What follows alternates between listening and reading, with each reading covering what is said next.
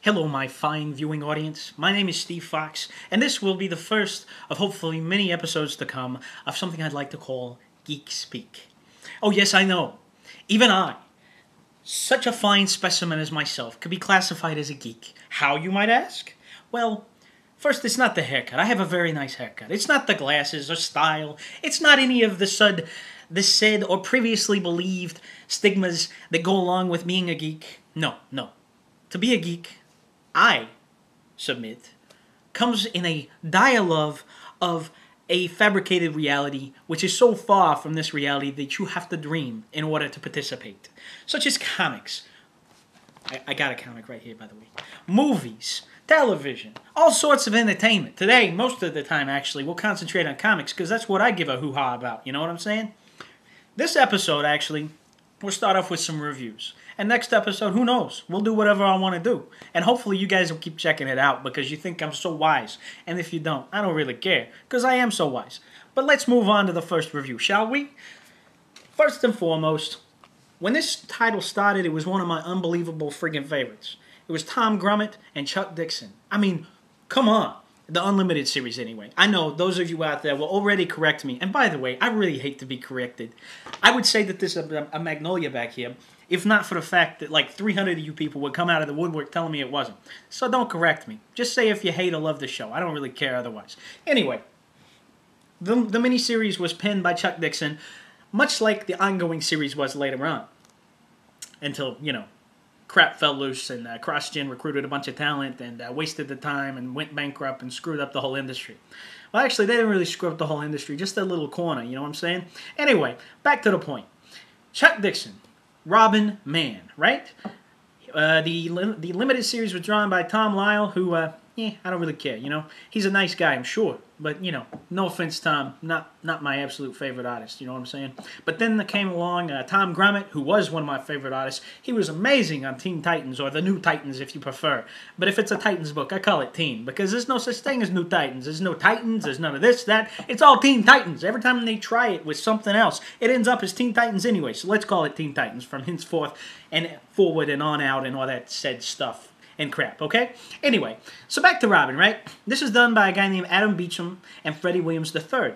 Beechen being the writer, and Freddie Williams III being the artiste.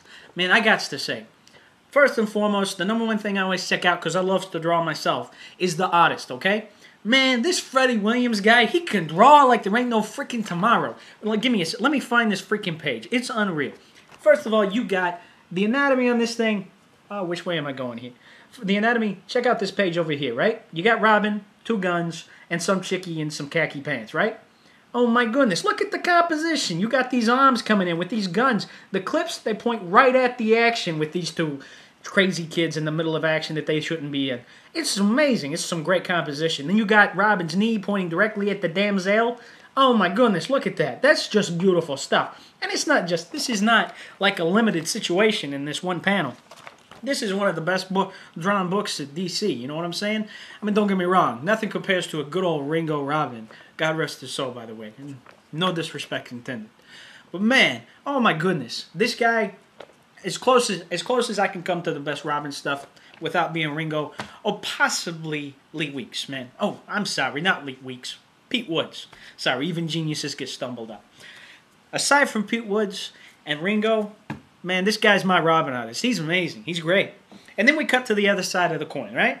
What are we talking about now? Well, if we're talking about comics and we're not talking about the art, we must be talking about the writing, right?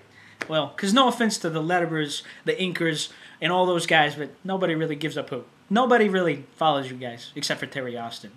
You know what I'm saying. Anyway, so we're talking about the writing on this here book, Robin, right? You know, it's okay. The problem is, it's following the greatest freaking run, in my humble opinion, as far as the comic industry goes with the teen hero. Man, if you have not read Chuck Dixon's Robin, oh my freaking goodness gracious, where have you been? And what have you missed? Because it is amazing. We're talking like ElfQuest League stuff. It's freaking amazing. I love this oh my goodness. You gotta go and pick up. Stop watching me right now, because it's less important that you watch me than it is that you go pick up like the old Chuck Dixon Robins. Oh, goodness gracious. I tell you what, next episode, it just came to me. Poof. Or ping, or whatever you think. We're gonna talk about some great Chuck Dixon Robin, Chuck Dixon Nightwing. We'll skip over the Batman stuff because, you know, Batman, he's not really my thing anymore. But we'll talk about that next episode. But as far as Robin, if you love artwork, man, you can't go wrong with this guy. It's great. If you like writing, honestly, it is not the most realistic teenage written material. The conversations between, like in dating scenarios, Tim and this girl are in a tutor-student situation, and they're talking, and they're like, oh, I love you, maybe, but I'm not going to say that because I'm nervous. It's like the first time we met, if I said I loved you, I'd come off like a freak. It's nothing, you know, it's that whole scenario. But it's just not believable. I'm sorry. It's just, you know, they're all thinking about crap that's way too far into the situation for what's going on right there. You know what I'm saying? Plus, Tim Drake, man, he belongs with, like, hanging out teenage guys in the burger joint, talking about crap. You know, he's had too many girls. It's like everybody's like, we have a teenage book. What do we got to do? We got to throw in some romance. And they forget about the buddies. There's not one great buddy in this whole book, man. There are supporting characters, but there is not one go-to guy. Hang out, let me vent. And what the crap, man? When are they going to freaking get the clue?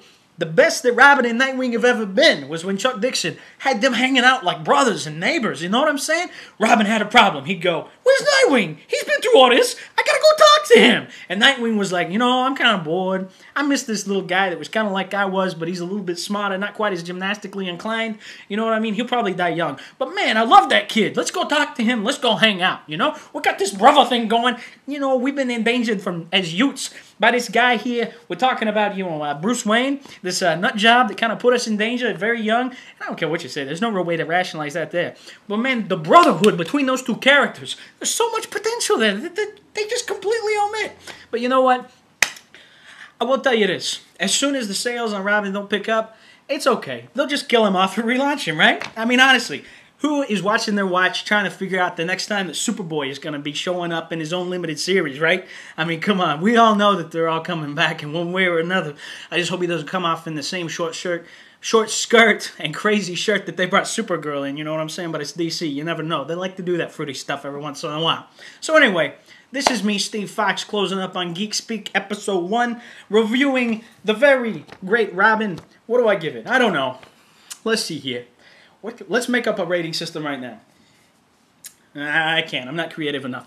We'll come up with one for next time, though, okay? I will tell you this. I would pick it up if it was me. Especially if you're into art, you'll love this book. If you're into realistic dialogue and good relationships among characters, skip it, man. You're much better served picking up something else. This is not my... yeah, you're much better served picking up Buffy. You know what I'm saying? If you're looking for, like, good relationships and conversation. By the way, this is... if you like the series, man, Buffy... freaking amazing. It's good stuff. Coffee table stuff. My coffee table, it's right here next to me. You know what I'm saying? Don't leave home without some good comics on your coffee table. Because if a burglar comes in, who knows? Maybe he'll stop at the coffee table, read a few books, spare you some of your Xbox 360 and your big screen television. You know what I'm saying? Anyway, this is Steve Fox, and I'm out for GeekSpeak. I hope you guys enjoyed it, and if you didn't, screw you.